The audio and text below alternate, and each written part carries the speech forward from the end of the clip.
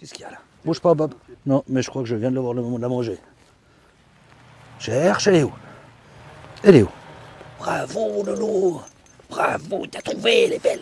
Avant 2013, Christophe Corbat n'avait même jamais goûté une truffe. Il est désormais président du groupement d'intérêt vaudois pour la trufficulture, le GIVT. Donc ça, c'est déjà une jolie truffe pour la truffe d'automne. On est dans les 25 grammes, je pense. Elle est peut-être un petit peu rouge. On verra au nettoyage ce que ça donne, quoi. Là, si j'en trouve 2 par semaine en ce moment, c'est déjà pas mal. Mais je sais, suite à l'expérience de l'autre, que il faut de la patience. Oui, ça vient, c'est un champignon, il pousse, il va faire son mycélium. Doucement. Allez, cherche. On appelle ça des brûlés. Donc ça veut dire que l'arbre est en train de préparer la truffe. Il y a du mycélium dessous. Elles ne sont pas forcément là. La truffe elle-même, mais le mycélium est là. On traverse un petit bout. Ouais. On doit attendre 10-15 ans pour se rendre compte.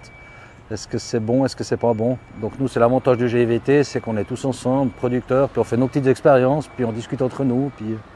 Alors moi, j'ai une méthode de cultiver ma truffière où c'est très tondu, très taillé, très propre. Et il y en a qui ont des méthodes complètement différentes. Il y en a qui sont presque sauvages, entre guillemets. Au Mont-sur-Lausanne, il a planté 670 arbres aux racines mycorhizées, des chênes, des pins, des tilleuls, entre autres, qu'il s'agit d'entretenir à raison de 150 à 200 heures par année par hectare, sans rendement avant une dizaine d'années. Un pari sur l'avenir presque kamikaze selon ses mots, mais il n'est pas le seul à y croire.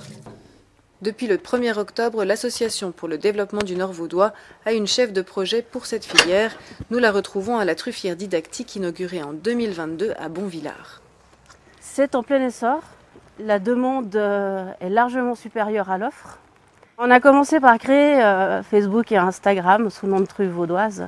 Là, on va se mettre sur la création d'un site internet, d'une plateforme. S'en suivra tout bientôt une charte de qualité qui pour l'instant n'existe pas. Et ensuite, on a un planning sur 3 ans, que ce soit pour la connaissance, la mise en vente, le côté économique, touristique, le côté recherche, pour arriver à ce que cette truffe vaudoise soit reconnue et que les renseignements soient simplifiés dans une seule plateforme. Donc après, on fait ce qu'on appelle le canifage, on la contrôle pour qu'il n'y ait pas de verre, qu'il n'y ait pas de trou, qu'elle ne soit pas sèche. Alors là, elle est un peu verte. Les truffes noires se vendent environ 800 francs le kilo et Christophe Corbat espère bien un jour rentrer dans ses frais. Même si un système d'arrosage va s'imposer ici, cette année, il double sa surface et attend la livraison de 700 nouveaux arbres sur cette parcelle.